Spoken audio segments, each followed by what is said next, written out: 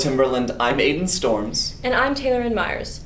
Man, I feel so refreshed coming back from break. I'm ready to work hard. This previous month had been exhausting and packed full with things to do. Football games, theater, assemblies, all the way to just staying on top of schoolwork.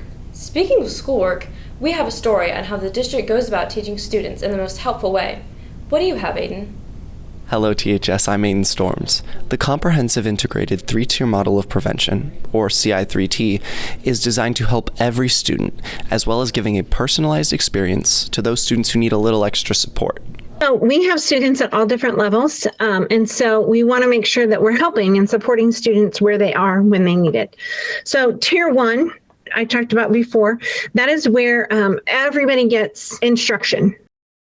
A lot of it really starts in the classroom. So teachers, they know which students are struggling, and they do things in the classroom to try to help those kids. Whether it's small group instruction, requesting students during pack time or din time, giving them extra help, allowing them to do test retakes, things like that. Those are all kind of Tier 2 interventions. Tier 3 of CI3T is for students who are experiencing intense difficulties in school. According to Sharp School, examples of Tier 3 support could be multi-systematic therapy and individualized scheduling to accommodate needs. I think overall we see a positive impact on student success across all academic areas. When they're getting the needed support in that smaller group setting, we can see them take those skills and apply them across all general academic places. According to Constance Hallemeyer, Wentzville School District's intervention coach, CI3T was selected because this model covers academics, culture/social emotional, and behavioral. And for a student who struggles in academics, it might be because of behavior or social emotions and so on. Each aspect speaks to the others. Assistant Principal Dr. Keith Sanders recommends that students who are struggling with classwork should utilize den time to catch up and meet with teachers, as den time is built into CI3T for those students. This has been Aiden Storms with The Scoop. Back to the studio. I love it when hard work pays off.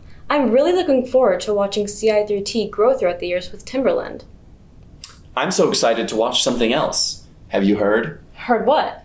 Our very own thespian troupe 6430 is putting on Radium Girls, and tonight is opening night. What? I've got to go see it. Connor, can you tell us more? The Radium Girls, a theater play directed by Corey Mays with over 40 crew members, 16 cast members, an assistant director, a stage manager assistant, and more. The production opens tonight. Here's a backstage look into moving the production from script to stage. What makes this play special is that it's about real life people. So it was a real true story. Everybody in the play as a role was a real person. This play is very serious and it's very emotional. So you also get to see a serious side to theater that sometimes it's hard to miss, but I feel like this show really brings that out, and I think it's really cool.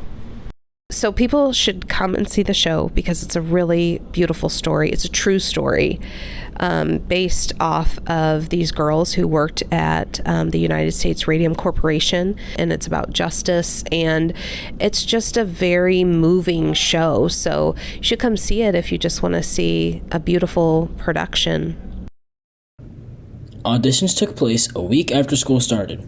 According to Mays, all students chose a 1-minute monologue to perform, and students with the highest scores got callbacks where they performed a sampling of scenes from Radium Girls, portraying several different characters from the show. I have gained so much of my self from theater, and every single show I learned something. You should join if you like to learn a lot of new things, if you like to be creative, if you like to think outside the box, if you like to problem solve. I love being a part of theater productions here at Timberland. You know, you're basically just playing dress up with all your friends all the time, and it's a lot of fun. The play is set to hit the stage November 14th to 16th. The doors open at 6:30, and the show starts at 7 p.m. You can buy your tickets at the Fango website or scan the QR code on the posters around the school. I'm your host, Connor Novak, and back to the studio. Make sure to pick up those tickets, Timberland. I'll see you there. I just hope that everyone remembers to pick up their trash. Right? In-show snacks seem like a nice treat, but They're actually pretty messy and can be a distraction to the actors and audience. And our custodians have been working hard enough to keep the school clean without having to pick popcorn out of everyone's seats. We have a story ready to elaborate on how the custodians at THS help the school. On to you, Taylor Ann. Hello, Timberland High School. Have you ever seen our custodians around the school picking up trash? Well, have you ever wondered what else they do? I'm Taylor Ann reporting. Now let's go take a closer look at the day of a life in a THS custodian. According to Jordan Steffen, Timberland High School has day custodians, night custodians, and split shift custodians. This means we have custodians in the school from early morning all the way until midnight. The school is separated into 4 different sections to clean: A Hall, B Hall, the main entrance, and then the library. Come here at 6:30. I get everything, all my supplies ready for the day, clean up after breakfast, and I dust mop all the hallways, answer radio calls if there's any emergencies or anything. During lunch, walk around during din time and stuff, and then clean everything up after din time, cafeteria, hallways, all that kind of stuff. Check all the restrooms in the afternoon, and set up for events and stuff, and we have after school activities.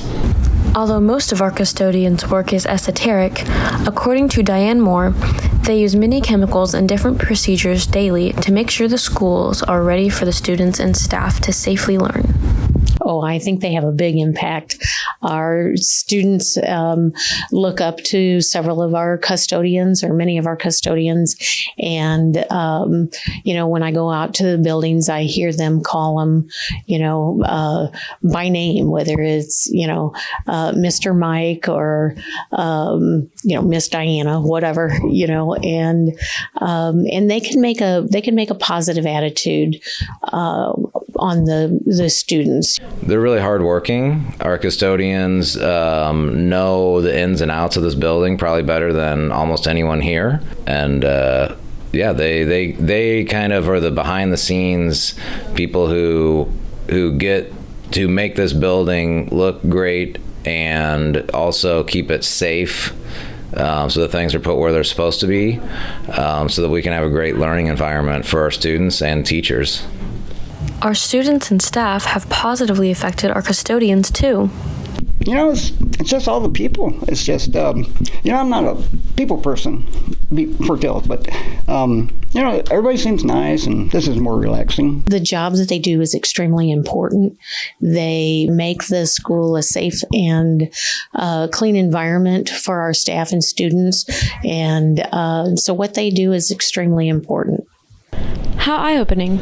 According to Timberland High School's principals, teachers, and custodial staff, some things that students could do to better help the custodians is by picking up trash in classrooms before leaving, being careful with food in the lunchroom, and picking up any excess trash around the school. Well, thanks for listening. I'm Taylor Ann reporting. Now back to the studio. When I'm cleaning, I love listening to music. What kind of music do you like? My favorite kind of music is rock.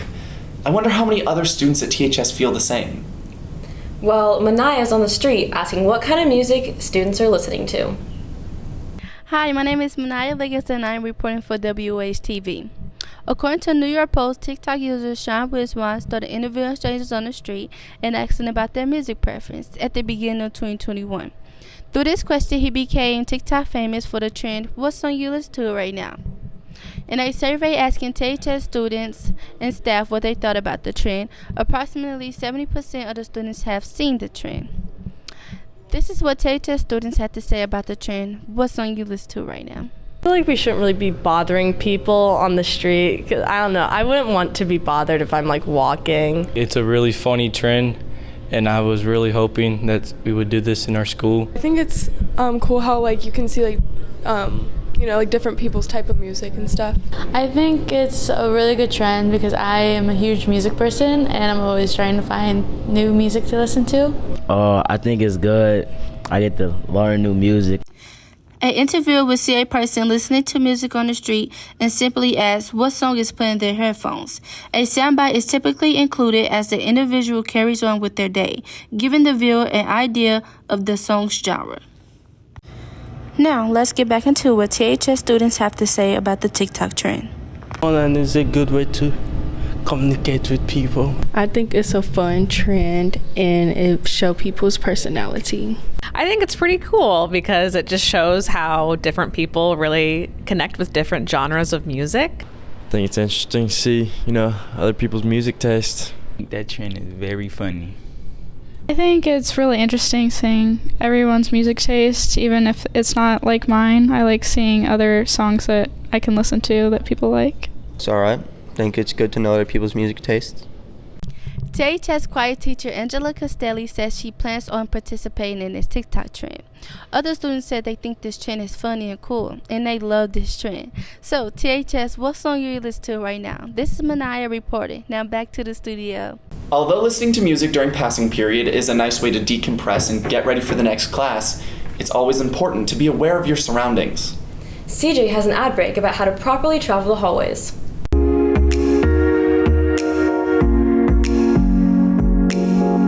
Don't you know your hallway manners? No, what are they? Number one, we always want to arrive to class on time. Number two, we want to make sure we're using a variety of stairwells. Not all students have to use the middle stairwell in the building because that's where it gets very congested and crowded. So we do have stairwells at the end of each hallway that we encourage students to use. I also say proper etiquette would be to walk on the right side of the hallway. Proper etiquette would be to walk in the hallways and not run. That would be a little safer for all students. The best way to conduct yourselves in the hallway is to move from one class to another in an orderly manner without congregating in specific areas, especially bathrooms, the bottoms or tops of stairwells. Not dropping trash on the floor would be fantastic. If you see trash on the floor, pick it up, put it in a trash can, help everybody out. Your custodial staff does a phenomenal job here, so just do whatever you can to help them out. Some basic expectations when you're walking down the hallway. One, let's not cuss. Let's keep our conversations down. Let's make sure that we keep moving so that we can be on time. And just in general, get to where you need to be. Final section, sports. Eddie is on the scene with soccer. With Timberland soccer team's regular season coming to a close and the district tournament rapidly approaching, this is how they did during the regular season. Growing up, I liked watching it. My favorite player is Neymar, so I guess that, just watching soccer, it was interesting. Scheduled dinners together. They also like to stay close in and out of school. It's fun. Feels good winning a game, Keep your head up. Don't give up. Keep trying. If you give up, you'll never know how far you could have gone. For soccer, we do a lot of stuff in the off season, whether it be in the springtime, we have open fields or open gyms where we can just kind of play, just kick the ball around. In the summer, we have conditioning workouts. We have some open fields where we get out and play.